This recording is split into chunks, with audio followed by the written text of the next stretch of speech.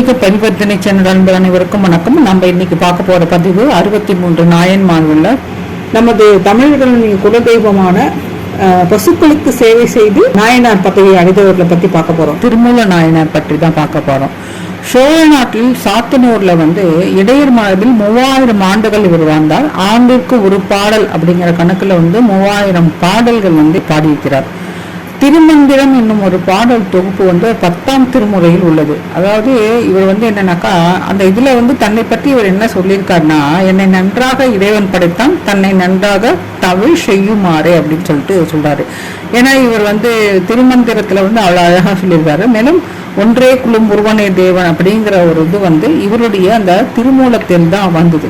இவர் கைலாய மலையில தான் வசிச்சுட்டு வந்திருக்கக்கூடிய ஒரு சிவயோகி. இவர் தனது நண்பரான அகத்தியை பார்க்கறதுக்கோசரம் இவர் என்ன பண்றாருன்னா, சிவலோகத்திலிருந்து பொதிகை மலைக்கு கிளம்பி வராரு.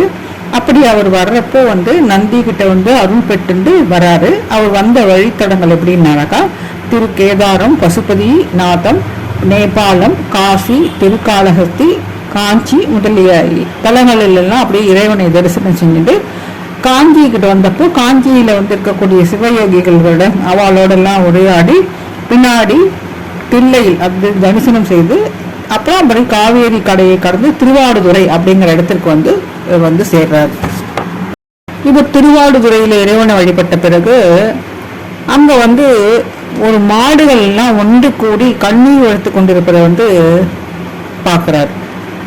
அந்த ஊர் பேர் என்னன்னாக்கா சாத்தனூர். அந்த ஊர்ல தான் மூலன் அப்படிங்கிறவன் இந்த மாடுகளை எல்லாம் மேய்த்துட்டு இருக்கான். அவனுக்கு திடீர்னு மாரடைப்பு ஏற்பட்டு அவன் காலமாயிடுறான்.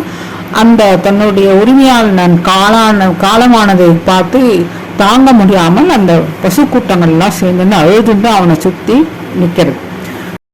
இவர் இந்த பசுக்களுக்கு ஏதாவது உதவி செய்யணும் அப்படிங்கிறதுனால இவர் என்ன பண்றாருன்னா, இவருக்கு ஒரு திறமை இருக்கு. அதாவது என்னன்னாக்கா பிரகாய பிரவேசம், அதாவது கூடு விட்டு கூடு பாயிற தன்மை இவருக்கு தெரியும்.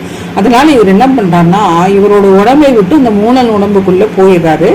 அப்புறம் இவருடைய தன்னுடைய உடம்பை ஒரு இடத்துல கொண்டு போய் மறைத்து பத்திரப்படுத்தி வச்சுட்டு வந்துடுறாரு. அப்புறம் இந்த பசுக்கள் கூட்டத்துக்கிட்ட வரணும்னா இந்த பசுக்கள் மூலன் வருவதை பார்த்துட்டு ரொம்ப மகிழ்ச்சி அடைந்து இந்த பசுக்கள் கூட்டங்கள் என்ன பண்றதுன்னா, இவரோட பின்னாலேயே அந்த ஊருக்குள்ள வந்துடுறது. அந்த பசுக்கள் ஊருக்குள்ள வந்த உடனே அந்த பசுக்கள் எல்லாம் அதோட இருப்பிடத்திற்கு போயிடுறது. அது இடத்துக்கு போயினோடனே இந்த இவருக்கு என்னன்னு தெரியல. ஏன்னா இவன் மூலன் இல்லை இல்லையா, இவருக்கு என்ன பண்றது தெரியாம தனித்து நிற்கிறார். அப்போ தனித்து நிற்கிறப்போ இவருடைய மனைவி என்ன பண்றா, அந்த மூலனுடைய மனைவி என்ன பண்றான்னாக்கா, இவர் ஏன் தனித்து நிற்கிறாரு ஏதோ சரின்னு சொல்லிட்டு அவள் இவன் கையை பிடிச்சி கூட்டின்னு போகலான்னு வர சமயத்தில் இவர் அவன் மனைவி கிட்ட இருந்து ஒதுங்கி போயிடுறாரு. அப்போ ஒதுங்கி போய் ஒரு ஊர்ல ஒரு பொது மடத்துல போய் அங்கே போய் தங்கி விடுறாரு. அப்போ இவன் என்ன பண்றா, ஏன் இப்படி பண்றான்னு சொல்லிட்டு என்ன பண்றா, அந்த ஊர் பெரியவர்கள்ட்டெல்லாம் போய் சொல்லி இந்த மாதிரி தன்னுடைய கணவன் ஊர் மடத்துல போய் தங்கியிருக்காரு அப்படின்னு சொன்ன உடனே அந்த ஊர் மக்கள் எல்லாம் கூட்டின்னு அந்த மடத்துல பார்க்குறப்போ இவர் ஆழ்ந்த ஒரு யோகத்துல இவர் இருக்காரு. அவரை பார்த்துட்டு இந்த ஊர் மக்கள்லாம் என்ன சொல்லிடுறாருனாக்கா, இவன் ஆழ்ந்த யோகத்துல இருக்கிறதுனால இவன் இனிமேல் இல்லற வாழ்க்கைக்கெல்லாம் வரமாட்டான், அதனால நீ அவனை விட்டுடு அப்படின்னு சொல்லி அவர் மனைவி கிட்ட சொல்லிடுறாரு. அவன் மனைவிக்கு அறிவுரை கூடின உடனே அவ போயிடுறான். அப்புறம் இவர் என்ன பண்றாரு, தியானம் கலந்து எழுந்து பாக்குறப்போ தன்னுடைய உடலுக்குள்ளேயே போயிடலாம் அப்படின்னு சொல்லிட்டு இவர் தன்னோட உடலை தேடி வர்றப்போ அங்க போய் பார்த்தா அந்த உடல் அங்க காணவில்லை. இவர் வச்ச இடத்துல அந்த உடலை காணவில்லை.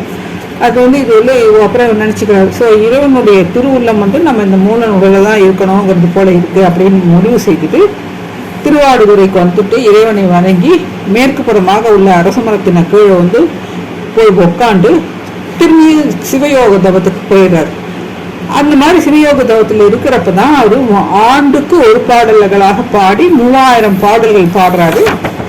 அந்த தொகுப்பு தான் இந்த திருமந்திரம் அப்படிங்கிற ஒரு தொகுப்பு. இதுதான் இந்த திருமூல நாயனாருடைய ஒரு வரலாறு. அடுத்த நாயனாருடைய வரலாறு அடுத்த வீடியோவில் பார்க்கலாம். நன்றி, வணக்கம்.